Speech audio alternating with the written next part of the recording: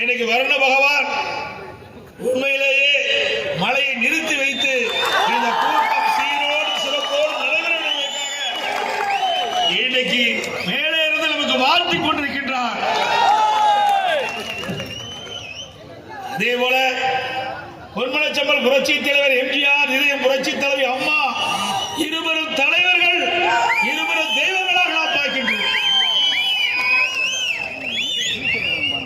இந்த இருவரும் தெய்வங்கள் உருவாக்கிய இயக்கம் இந்த இயக்கம்.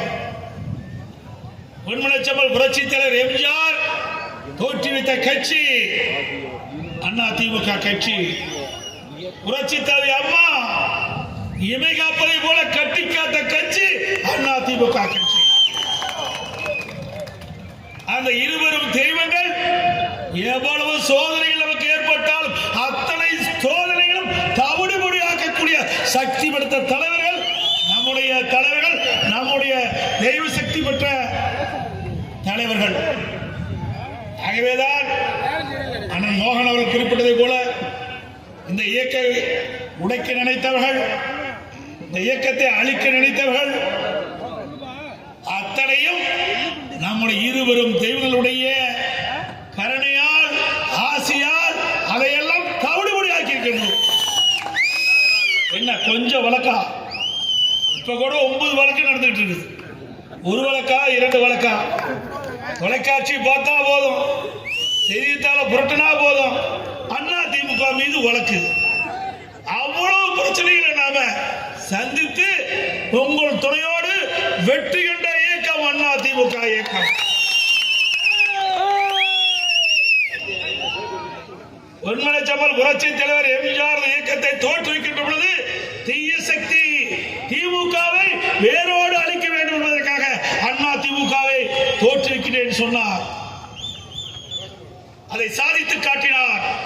அவர் வாழ்க்கையிலே அவர் மறைவுக்கு பிறகு மாண்புமிகு அம்மா அவர்கள் பொன்மனச்செம்மல் புரட்சி தலைவருடைய கொள்கையை ஏற்று அவர் என்ன நினைத்தாரோ அதை சாதித்து காட்டிய தலைவி இதயம் புரட்சி தலைவி அம்மா.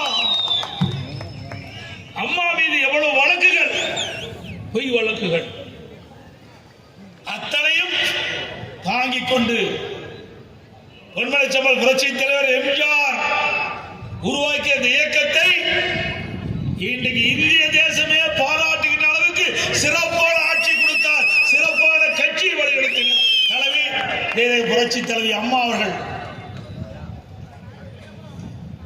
சிந்தித்து பாருங்கள், இந்தியாவிலேயே எத்தனையோ அரசியல் கட்சி இருக்கின்றன.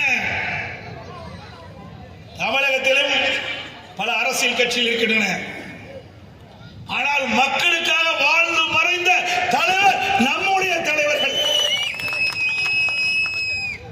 பொன்மனச்செம்மல் புரட்சி தலைவர் எம்ஜிஆர் அவர்களுக்கு குடும்பம் கிடையாது. இதே புரட்சி தலைவர் அம்மாவுக்கு குடும்பம் கிடையாது. நாம் தான் உற்ற உறவினர்கள், நாட்டு மக்கள் தான் பிள்ளைகள் இருவரும் தலைவர்களுக்கு. அப்படி எண்ணி எண்ணி பார்த்து ஒரு தாய் தந்தை தன் குழந்தைக்கு என்ன செய்ய வேண்டும் அதை செய்து காட்டிய தலைவர்கள் நம்முடைய இருவரும் தலைவர்கள்.